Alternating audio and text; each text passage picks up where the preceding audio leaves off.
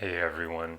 I've wanted to make an all-encapsulating video on how to control your emotions for a while now, so that's what this will be. I'll basically be sharing with you a lot of tips that you can use to finally master your emotions in your own life. And the first tip I have for you is to feel your emotions, but don't act on them. This is what a lot of people mess up because they believe that controlling their emotions is all about not feeling them, basically trying to stop them from even arising within them in the first place. But good luck doing that. I mean, we can't really control our emotions in that regard. We can't stop them from originating within our body. It's something we kind of have no control over. Just like, for the most part, you don't really have control over your heart beating, right? It just does it on its own. Same thing goes for emotions. You probably aren't going to be able to stop them from arising within your body when various things elicit emotional responses within you. So don't focus on trying to stop your emotions from arising. Don't focus on trying to ignore them or suppress them. Instead, what you should do is focus on your reaction to them, on how you react when they arise within you. So that's what controlling your emotions is all about. It means feeling them, but not acting on them. And feeling them is incredibly important because of the fact that there's something we just naturally experience and that we don't have a lot of control over. You don't want to mess that whole, whatever you want to call it, I guess, mechanism up. You don't want to mess it up because if you ignore or suppress your emotions, it's kind of like archaeology. Bear with me with this analogy real quick, but it's kind of like burying a bone and expecting it to just disappear. If you bury a bone in dirt, it'll just be covered by various layers of dirt, but it'll still be there under the surface.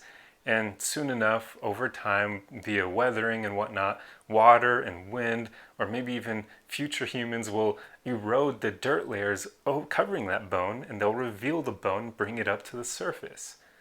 That's the same thing with your emotions. If you bury them, they're just going to stay there. They're going to linger underneath the surface. But as soon as you encounter a situation that's similar to the one that originally triggered you, you're going to feel all those emotions right away. They're going to just climb up to the surface again. So that's why you shouldn't try ignoring them or suppressing them. That doesn't help at all. That's like putting a band-aid on an incredibly huge gash that you have. It doesn't really do much. You're going to need stitches for that gash. A band-aid isn't going to do anything. So don't use that same approach with your emotions. You want to feel them. I know it can be uncomfortable, but that's really the best way to deal with them at first. Feel your emotions. That means allowing them. Remember how I said you can't really control whether or not you have your emotions, your emotional responses? They kind of just arise within you on their own.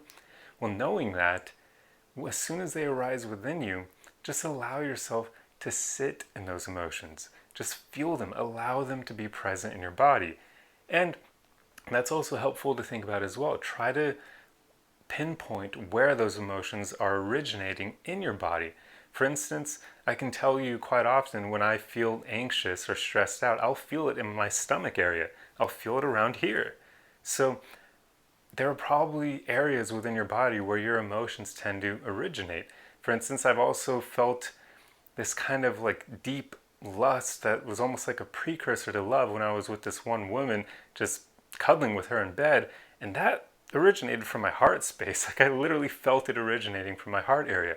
So if you develop that awareness to pinpoint where emotions arise within you, it helps you just kind of sit with them, to let them be there, because now you can kind of think of where they're even originating in your body. You can pinpoint it to a physical location.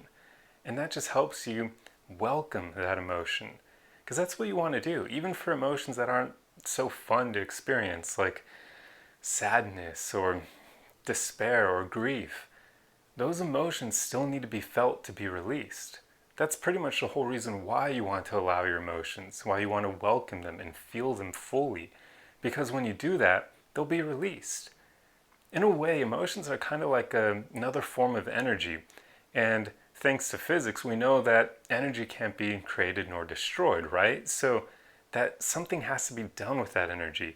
And I like to think of it in basically, if you allow your emotions to be felt within your body, they will eventually be released. They'll transmute into some other form of energy. I don't know what. That's getting into like the, I guess, woo-woo type stuff, but maybe the energy gets transmitted into just something else. Who the hell knows? I'm not trying to I guess, labeled in that regard. I'm just saying there's something about feeling your emotions that allows them to just dissipate over time. But if you try to shove them down or ignore them, suppress them, that doesn't make them it doesn't make them dissipate. So they just linger underneath the surface. So when you allow yourself to fully feel your emotions, even if it's uncomfortable, you open the door for them to dissipate.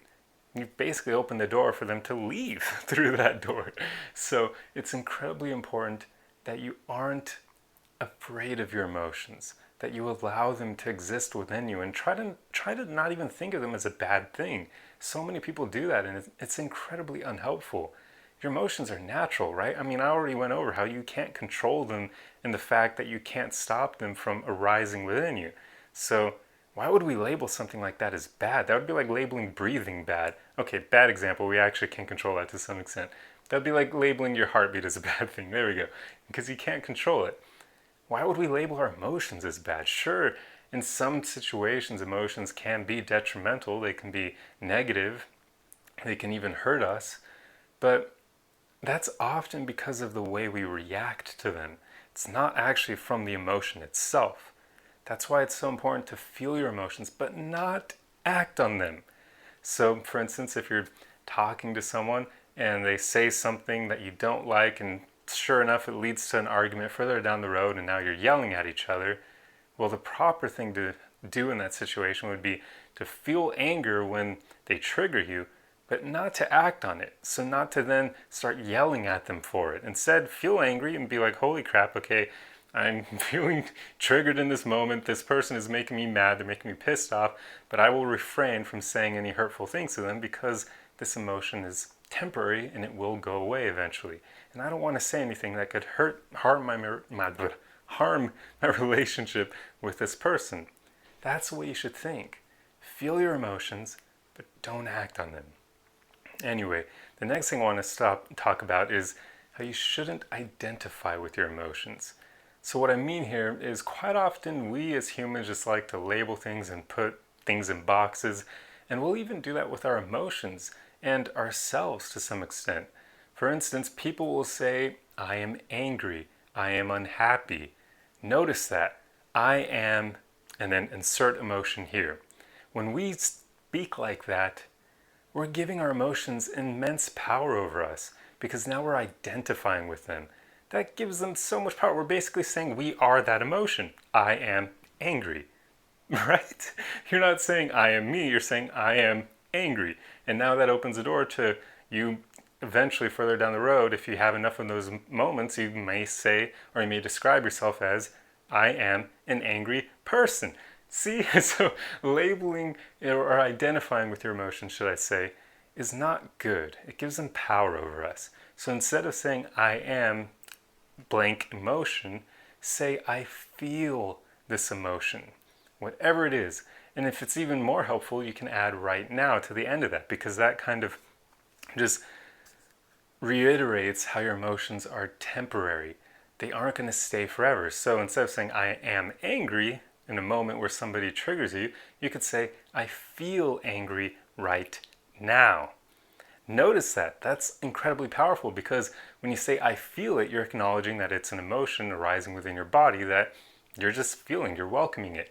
But also, you're saying right now, meaning that implies that it will go away at some point in the future. You're only feeling it in this exact moment. There is power in that because now you're not giving that emotion mastery over you. You're not giving it control over you. This is something that's helped me a lot in my own life because I used to describe myself in that way because we all do it. It's just normal language, but it's disempowering language whether or not we realize it. So even with things like unhappiness, it helps tremendously. Instead of saying I am unhappy, you could just say I feel unhappy right now. And that, I hope that example really shows the power of this, because if you say I am unhappy, it's like you're almost admitting that there's a problem going on that's like a lingering issue that could potentially lead to depression even. But if you say, I feel unhappy right now, if you're talking to someone else, they're going to interpret that as, oh, they're not feeling good in this exact moment, but hey, in the future, maybe they'll feel better, or maybe they're not dealing with something that's lingering, or whatever it may be. Do you see what I'm getting at? It just shows that there's a temporary aspect to the way you feel. And you just want to kind of think that way as much as possible so that your emotions don't control you. Because we often can think ourselves into oblivion, where we could say, I am unhappy often enough, and enough days or months in a row of saying that, now suddenly we'll be depressed. I know it doesn't work quite like that, and there's even a lot of research that depression is caused by our diet, but I hope these examples at least show or convey a lot of what I'm trying to drive at here. But anyway, now I'll get into some tips that have helped me with dealing with my emotions, or just better being able to sit with them without getting all worked up over it. And the first thing here is that meditation helps tremendously. And the reason meditation helps is because it gives you more self-awareness. It allows you to feel your body more and your thoughts so that you're able to get to a point where you can actually feel your emotions where they originate within you. Remember how I gave the previous example of feeling anxiety in my stomach area? I probably wouldn't have been able to notice that if I didn't spend some time meditating in the past, because then I just would feel that anxiety and I have no idea where it's originating from. I would just feel it, maybe not even be aware of it. It would just be there and it would be controlling me and I wouldn't even know it. But because I've spent time meditating in the past, it allows me to notice my thoughts, and along with that, it allows me to have better bodily awareness.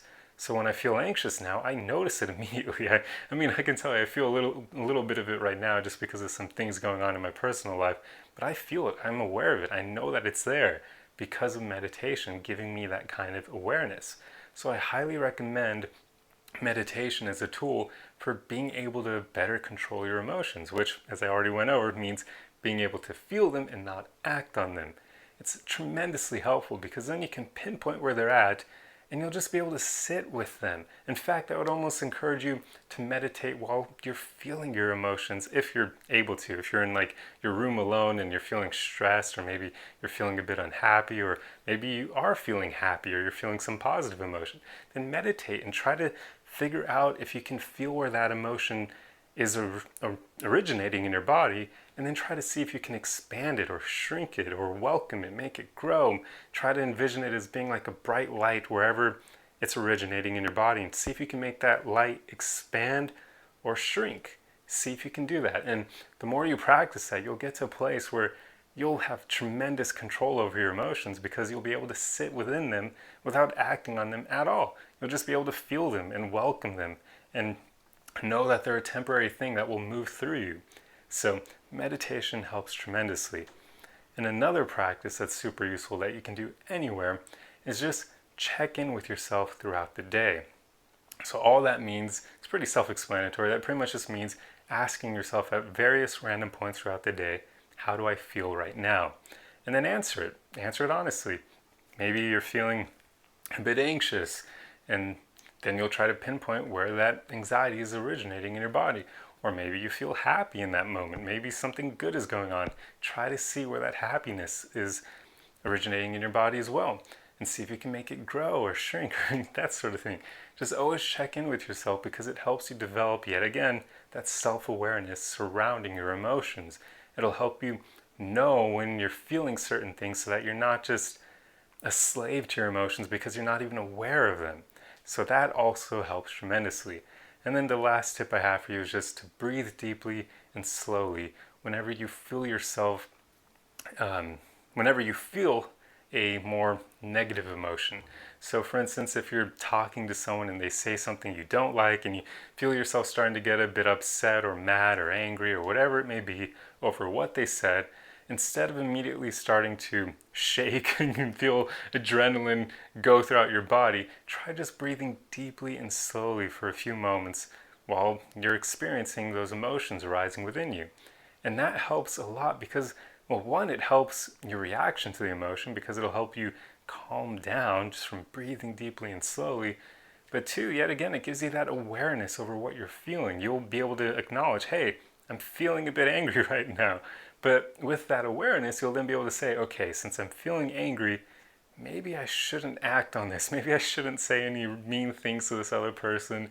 It may not necessarily be their fault why I'm feeling triggered right now, so I should just stay calm, breathe deeply and slowly, focus on that for a few moments, and then that will help you move through that period, or that, I guess, that space between stimulus and response, and that will give you enough of a gap there that you'll be able to not act on your emotions. So it's incredibly important to just practice that. Tell yourself to breathe deeply and slowly when you feel yourself getting triggered by people, or when you just feel a negative emotion rising up within you. Just immediately focus on your breath. And what I like to do is just breathe in and count to 10. And that doesn't even really mean 10 seconds. I literally just mean saying 1, 2, 3, 4, 5, like that, all the way up to 10, and then breathing out, counting to 10 as well, or at least 6, because counting to 10 may be a bit uncomfortable. So if you can't do it, then try to get to around number 6 if you can. So that's what works for me. It helps tremendously because there have been a lot of times where people say things that I don't agree with, and then immediately I can feel myself getting incensed over it, and I'm like, wait. Just need to relax, breathe in deeply and slowly, let this pass, and then continue on from there without making a fool of myself by immediately acting on my emotions. So that's a very helpful practice. But anyway, that's pretty much all that I have for you guys today in terms of controlling your emotions. That's pretty much everything that I do, everything I've learned that has helped me tremendously with learning to master my emotions. And of course, this will always be a work in progress. I don't know if there's ever a point where we'll fully have complete mastery over our emotions, because remember, I said we can't even control them arising within us, right? So we're never going to be able to fully control that aspect of them, but we can always get to a point where we're really good about not acting on them when that's the right thing to do. But anyway, please let me know if these tips were helpful for you. And if you like this video, the easiest way you can support me is just to like, comment, and share. Just engage with that algorithm and make it happy so that it will show this video to more people's eyes. And that's the easiest way you can support me. But anyway, I hope you enjoyed the video, and I'll see you guys in the next one. Arrivederci!